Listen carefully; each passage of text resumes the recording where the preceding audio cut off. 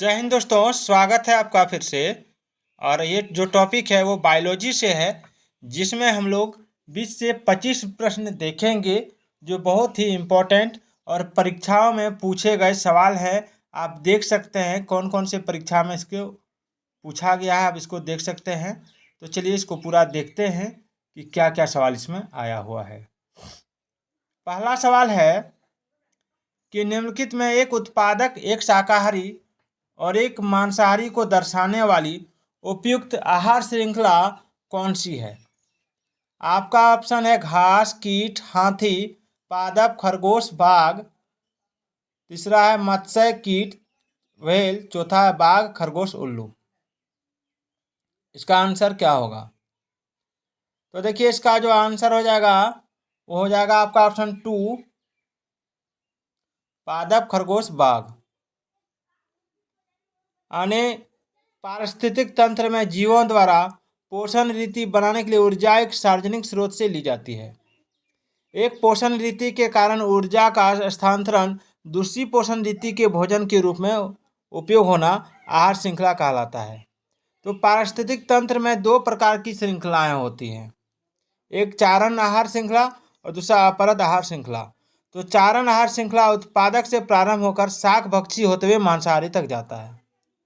जैसे यहाँ उत्पादक कौन है, तो उत्पादक यहाँ पादप है, शाक भक्षी खरगोश है, उसके बाद ये मांसाहारी है। आप देख सकते हैं बहुत सारी परीक्षाओं में ये सवाल पूछा गया है। अगला सवाल है, औद्योगिक बहिर्स्राव द्वारा किए जाने वाले जल प्रदूषण को रोकने के लिए निम्नलिखित में से कौन से अपतीर्ण खरपतवार को उपयोगी पाया गया? अपतीर्ण मतलब खरपतवार होता है। तो दूसरा नंबर सवाल का आपका ऑप्शन है पार्थेनियम, हाथ घासी, जलकुंभी, उपयुक्त 1 और 2 दोनों। आप देख सकते हैं इसको बहुत सारी परीक्षा में पूछा गया सवाल है ये। तो इसका आंसर जो होगा वो क्या होगा? तो इसका राइट आंसर हो जाएगा आपका ऑप्शन 4, 1 और 2 दोनों, यानी पार्थेनियम और हाथी घास दोनों। याद रखिएगा कि औद्योगिक बहिर्स्राव द्वारा किए जाने वाले जल प्रदूषण को रोकने के लिए पार्थेनियम तथा हाथी घास यानी खरपतवार का उपयोग बहुत ज़्यादा किया जाता है।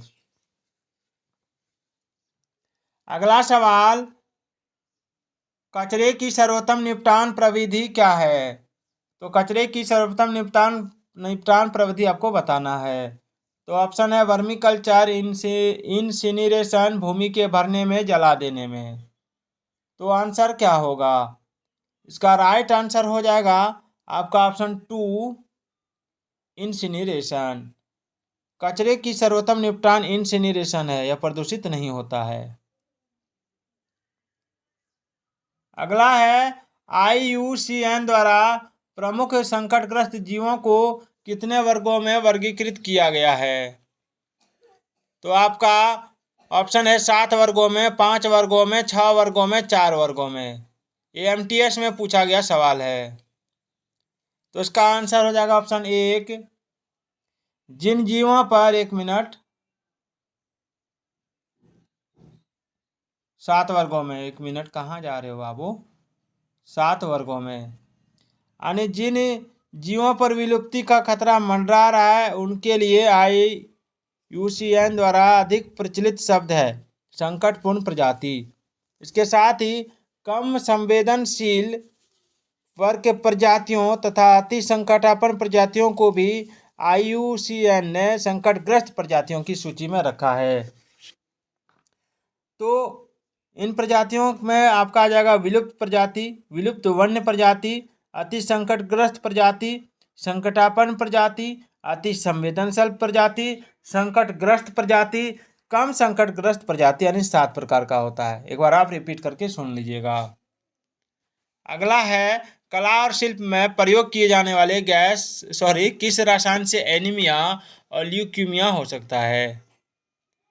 आपका ऑप्शन है बेंजीन, डाइऑक्सिन, थैलेट, एल्ड्रीन,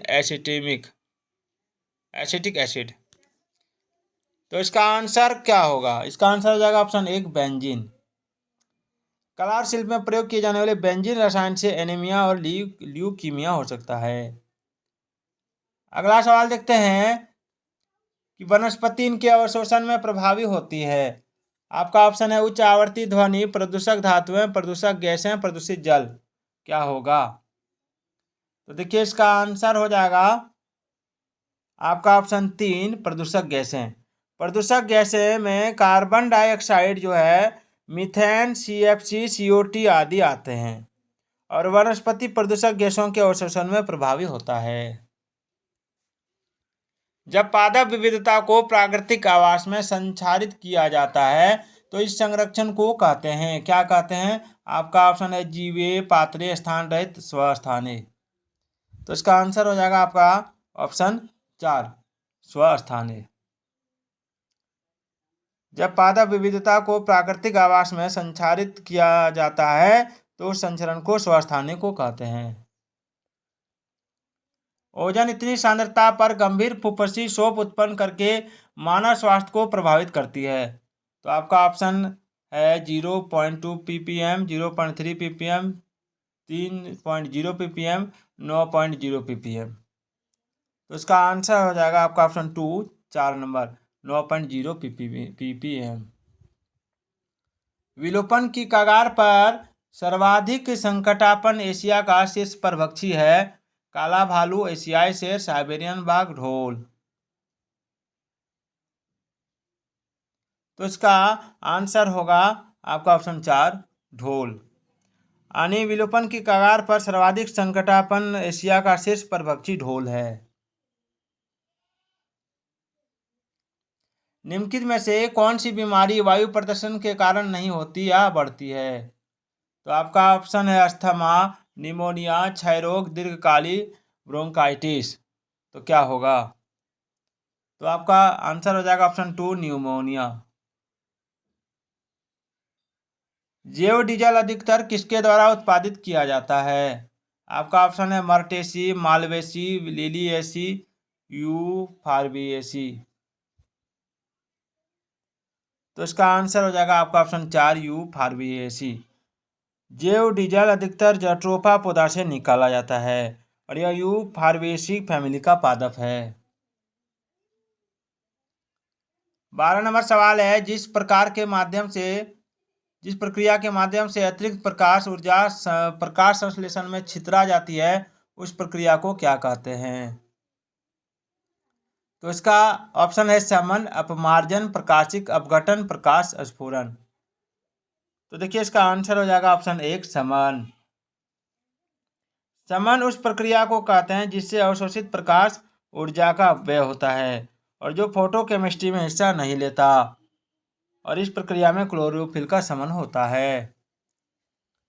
अगला सवाल, पर्णपाती वृक्ष अपनी पत्तियां हर वर्ष गिराएंगे, अपनी पत्तियां नहीं गिराएंगे, अपने खाद का संश्लेषण करेंगे या अपने खाद के लिए दूसरों पर निर्भर रहेंगे? क्या होगा? तो देखिए इसका आंसर हो जाएगा ऑप्शन 1, अपनी पत्तियां हर वर्ष गिराएंगे। चलिए आगे चलते हैं।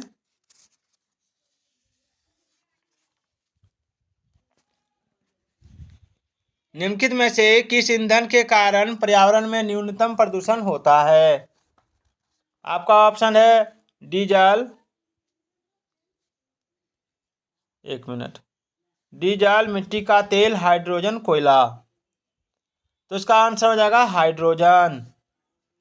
हाइड्रोजन ईंधन के कारण पर्यावरण में न्यूनतम प्रदूषण होता है।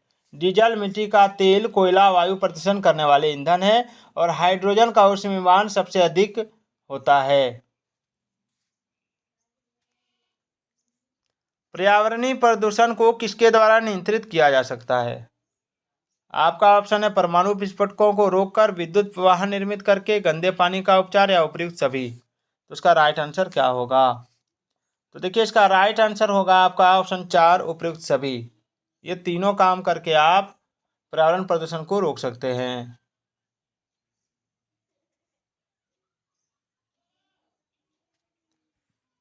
16 नंबर है किसी नदी में मछलियों का न होना किस बात का सूचक है? तो आपका ऑप्शन है निम्नीकरण का क्षेत्र। कहाँ गया जी, एक मिनट रुक जाइएगा।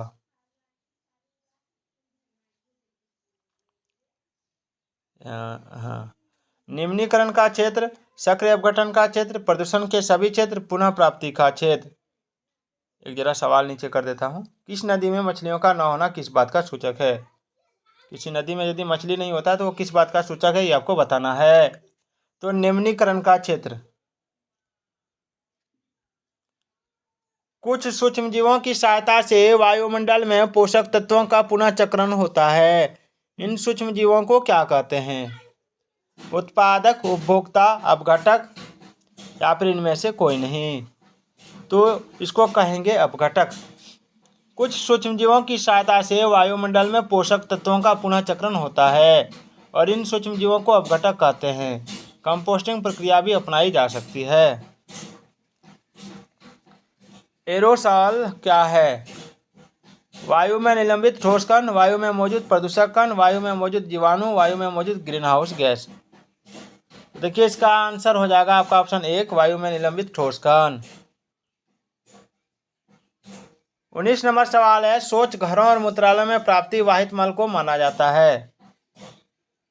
तो स्वच्छता अपशिष्ट, औद्योगिक अपशिष्ट, कूड़ा कचरा, मल जल। तो इसका आंसर हो जाएगा आपका ऑप्शन 1, स्वच्छता अपशिष्ट। शौच घरों और मूत्रालयों में प्राप्त वाहित मल को स्वच्छता अपशिष्ट माना जाता है, जबकि औद्योगिक अपशिष्ट, कूड़ा कचरा, मल जल स्वच्छता नहीं माने जाते हैं। 20 नंबर सवाल है, पेयजल में कुल कठोरता की अधिकतम अनुमत सांद्रता क्या है? तो आपका ऑप्शन है 50, 100, 200, 500। तो आंसर क्या होगा? तो आंसर हो जाएगा आपका ऑप्शन 3, 200। तो ये 20 प्रश्न कैसा लगा कमेंट करके ज़रूर बताइएगा। अगला सवाल आपके लिए है कि कार्बन मोनोऑक्साइड की विषाक्तता का इलाज किया जा सकता है, किससे किया जा सकता है? तो प्रभावित व्यक्ति को स्वच्छ ऑक्सीजन से उद्भासित करके, मक्खन खाकर, नींबू वाला पानी पीकर या मल्टीविटामिन की गोलियां खाकर। क्या होगा? इसका आंसर आपको कमेंट करना है। और आज का ये वीडियो आपको कैसा लगा ज़रूर बताइएगा। तो फिर मिलते हैं अगले वीडियो में, तब तक के लिए जय हिंद, जय भारत।